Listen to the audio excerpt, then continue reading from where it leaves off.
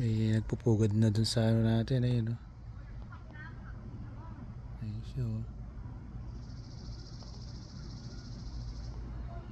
Pupunta siya dun. Yan, punta siya dyan.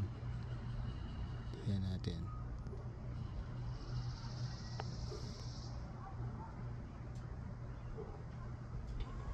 Ayan na. Oo, di ba?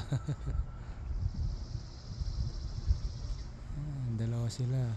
Ayan, no? Gumagawa na ng pugad. Hintayin pa natin. Gawa silang pugad.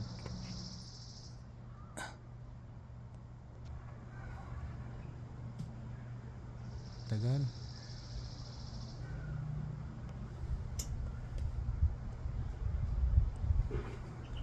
Ayan na, ayan na. Yun.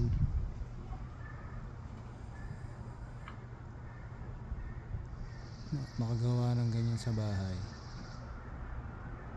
Yun, oh. Oo, di ba? Yun, yung isang asawa niya. Yun.